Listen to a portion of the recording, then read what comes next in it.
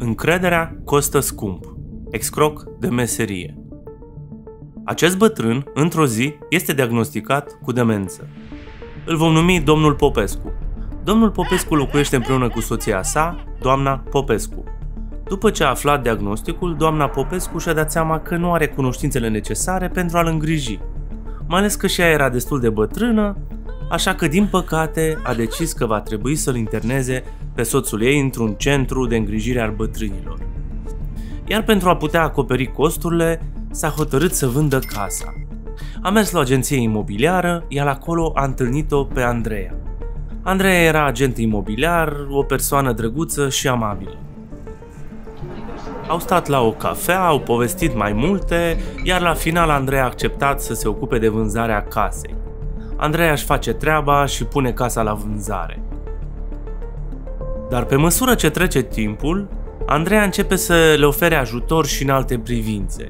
Îi ajută să viziteze diferite centre de îngrijire pentru domnul Popescu, deoarece aceștia nu au alți membri ai familiei care să-i sprijine. Familia Popescu apreciază gestul Andreei, care devine tot mai implicată în viața lor de zi cu zi. Așa că le propune să-i ajute și cu gestionarea plăților de zi cu zi, iar familia Popescu, care avea dificultăți să țină pasul cu plățile și cu evidența tuturor facturilor, este de acord. Doamna Popescu îi oferă Andreei dreptul de administrare al contului bancar. De aici, Andreea începe să abuzeze de încrederea lor. Adaugă cardul lor în portofelul ei digital de pe telefon și începe să cheltuie banii pe haine, restaurante, cosmetice, bijuterii scumpe și alte lucruri personale. Își cumpără chiar și o mașină nouă pe banii familiei Popescu. Doamna Popescu observă schimbările. Andreea poartă mereu haine scumpe și are părul mereu impecabil aranjat. Dar nu realizează că toate acestea sunt finanțate din economiile lor. În plus, Andreea schimbă adresa pentru corespondență bancară, astfel încât toate extrasele bancare ajung direct la ea. Apoi, într-o zi, situația devine și mai gravă.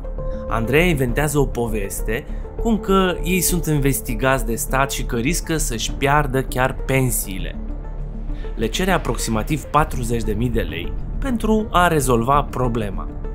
Doamna Popescu, speriată, îi dă banii.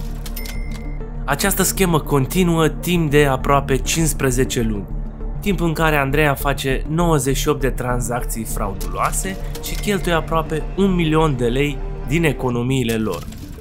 Până când doamna Popescu își dă seama că nu a mai primit extrase de cont de foarte mult timp. Așa că merge la bancă, unde descoperă toate tranzacțiile suspecte făcute de Andreea. Furioasă, o denunță pe Andreea la poliție. Poliția o investigează, iar Andreea pretinde că doamna Popescu i-a dat permisiune să ia bani, pentru că ei oricum nu aveau copii sau alte rude.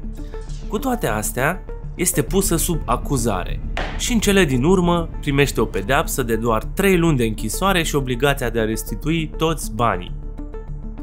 Aceasta este povestea șocantă a unei fraude financiare care s-a întins pe mai bine de un an, distrugând încrederea unei familii vulnerabile de persoane în vârstă.